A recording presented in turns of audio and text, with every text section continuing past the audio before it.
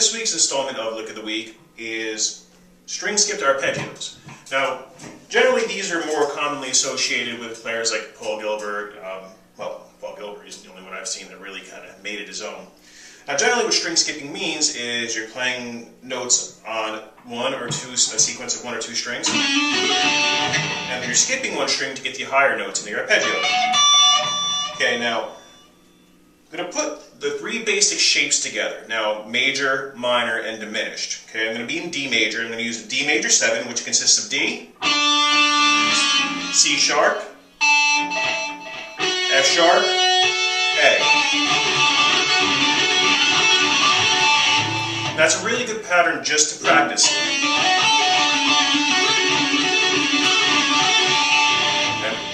Because that's like any other pattern on the guitar, it's movable. You can play, you can play it off the A, play it off the G, you can play it on different strings.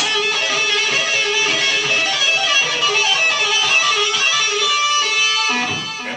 But to extend it, we're going to go back to do another root, which is D, and another major third, F sharp. Okay, that's the first position. Okay, notice the D is rooted here, 12th fret, 4th string. The next one I'm going to do an E minor 7. Okay, there's your root, 14th fret, just a whole step up from D, is where you would expect it to be. You're going to go D, the minor 7th, which is D, the minor 3rd, which is G, up to B.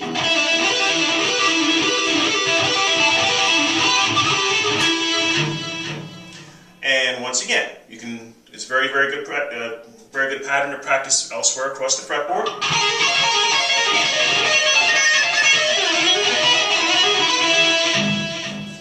Sounds really cool, and it sounds like you're doing a lot more than you really are, which is why I like it. And you can also work that at a rooted position.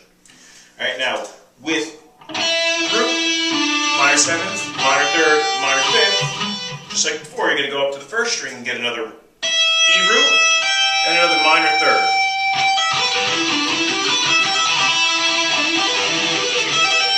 Okay. Then, going up diatonically in the key of D, the next one will logically be F sharp. Now, if you wanted to be diatonic D major, you would use another minor shape, another minor 7th arpeggio. However, I want to keep it a little bit more. Now, I want to change it a little bit to make it more F sharp. We'll do F sharp diminished, or diminished 7th. So instead of D major, it's going to have more of a D mixolydian kind of feel, which all that means it's just the 5th step of G major and yada yada yada, to be explained later when I cover modes. All right, so the F sharp diminished, you have F sharp as the root, E as the minor 7th, A as the minor 3rd. Here's where it gets a little weird. You go to C.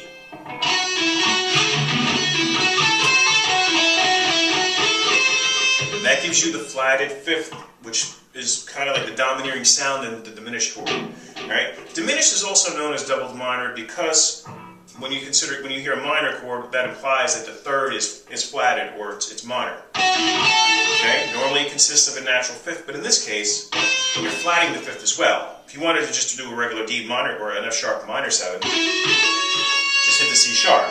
We're clearly not going for that tonality. Okay? And like with the other patterns, you're going to go play the F sharp on the high E and the minor 3rd, which would be A.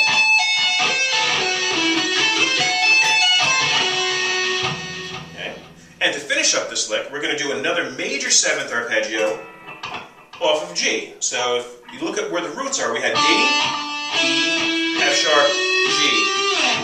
Okay, and this exact same pattern that we did here on D, well, it's a little bit more crammed because the frets are narrower. You have G, F sharp, the major 3rd, which is B, and there is our D. Jumping up to the G, and another major 3rd, which is B.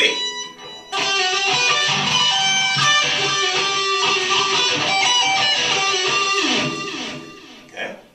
Now, those are just positions, and we're going to be putting them together. I'm going to mix them up a little bit so it's a little bit more melodic, going straight up and straight down.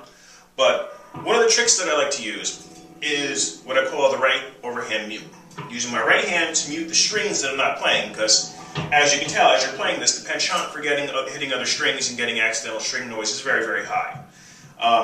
It just requires a lot of practice and technique. But in order to make this like a lick as opposed to just an exercise, I wanted to do something a little bit different. So what I'm going to do is I'm going to take that D major 7th arpeggio, the E minor 7th arpeggio, the F sharp diminished 7th arpeggio, and then the G major 7th arpeggio, and make like a little lick pattern after. I'm going to use my neck pickup because it sounds a little bit smoother. Once again, right hand over the, and the only thing this does is it mutes the string so I don't get any excess noise, but it looks really cool. So, yeah, I can't tell you how many times I've seen a guitar player before I knew what I was doing, like, oh, what is he doing there? And really all it does is mute the strings, but it's a very dramatic way of doing it. Anyway, here we go.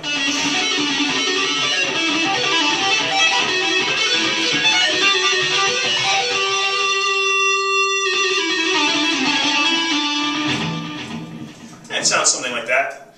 And once again, any variations you choose to do, by all means, you can also add other scale tones in there. Like one of the ones I'm prone to do is...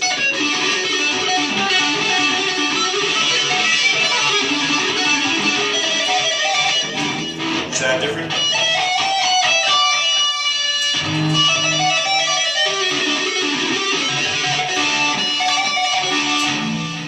And once again, as long as you know G major, G, A, B, C, D, E, F sharp, you can add them to whatever you'd like to do. Just remember, keep the triad, the dominant sound. Otherwise, it just sounds like a bunch of scales, and we're after an arpeggio overtone. Okay? Till next time, peace.